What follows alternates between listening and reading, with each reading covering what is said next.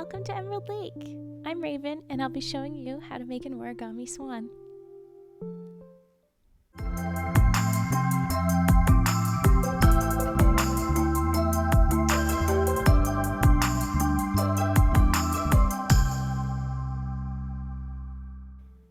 The swan is a super simple origami piece, so I'll be making mine and you can follow along with the video or use the PDF I've also got below.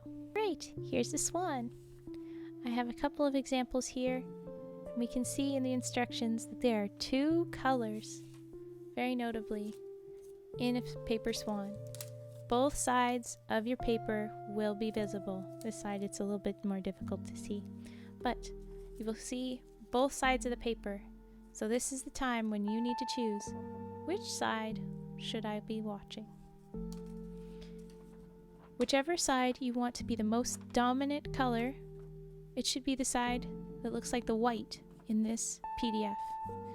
Whatever you want to end up in that little dark corner, like this pattern is here, make sure it follows what the dark corner looks like. As you can see, I've got a pattern side with fish on one side of today's paper and orangey red on the other side. I want it to come out very similar to this purple one here. I want this side to be the majority of the swan and this patterned side to be the small triangle. So, just like it says in step 1, I'm going to start with the pattern side up, and I'm going to start like this, and we're going to be turning it into a triangle, down like that, but then we're going to be folding it back up. We're just doing that triangle so we get a solid middle line here as a guideline for the next steps. So, we start, step 1, make it to a triangle, line it up, get everything as close as we can. Starting here, pulling up, softening it out, checking now. Yeah, this is where we want it. That's how our points look. They're good.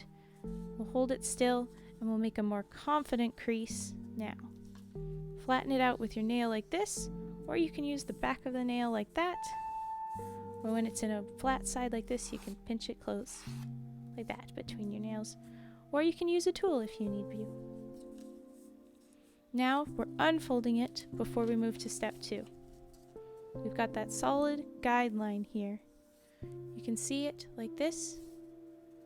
When you've got it in front of you physically, you can see that guideline just a little bit easier than my camera can pick up. But what we're doing next is we're going to be taking these full sides of the paper and bringing them to the center. That doesn't mean we're going to be taking the corners to the center. That would look like that. We want the whole side so that it looks like that. So we fold it all the way in. And you might not be able to see your line very well, but you can hold it up like this and you can feel the paper hit the edge. You can check like that, or you can take both sides together like this, and where they line up flat together in the center is where it's likely going to be happy. You can check the point, you can flatten it out a little bit with your hands and double check. But typically, that's how it is. Double check. Do a semi-confident flatten. We like that. Okay, then we go back in for a confident crease. Back of the nail there. Line this one back up. Make sure the point is pointy. And another back of the nail, confident crease. And we've got our little bit of a kite shape here, and we're at step 3. This is what it'll look like, and we just flip it over to step 4. From here we do a similar thing. We're taking this edge and bringing it to the center crease. So we take that just like this, and we can see our little triangle popping up. So we take that, we might want to hold this corner down, make sure it stays in. Help pinch it along the center line and line it all up so that it's at our edge. You can use that as a guide again if you can't see it very well. Flatten out that point. Get that crease where we like it. Yep. Maybe flatten a little bit to the corner, or if it's not going to cooperate, that's okay. It'll still look like a swan. We crease.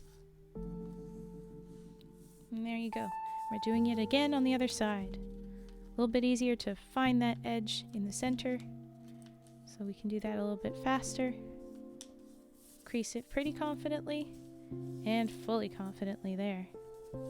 It's not a perfect lining up, but it still looks like what we want it to. So this is where you're at on stage 5, and it says to take this point all the way back here. So somewhere around here is our fold in the middle. We can do that. Hold it there. Keep pulling all the way. Hold down the paper underneath and just get it all the way up to that corner. Now there's a bit of a buckling here. I'm going to push it out underneath and then smooth it out up top here. And then I'm going to do that confident crease. But this is not all. On step 6, we're going to fold this corner back that way again. So we're going to do a very similar thing. And here, it is a creative choice. You can take it as far as you want or as little as you want. Because when we end up at the end, this will be our neck length, and wherever we fold the other way will be our beak. So if I do it like this, it's a very short beak, long neck. But I like that for my swan. I did a slightly shorter neck, longer beak last time. You can see the difference there. I'm going to do the short beak. So I'll put it back here. I'll fold it more confidently, confident crease. And then the tricky step 7, we're going to be folding in half. So that whole center line that we made before, we're using it again. We'll fold it all back, we'll pinch it right here closed, but we're not going to confident crease here. We're just going to confident crease underneath a little bit. And this is a funky little thing. We're going to be pulling up. So however high up we want this neck to sit is how we pinch it closed. So if I wanted, I could have it back this far back. I can make him stand way up, and he'd have very little body to sit upon. It's totally up to me, and I think I'm going to go right here. I've made my little pinch, and now I can confident crease. I can pinch that right there.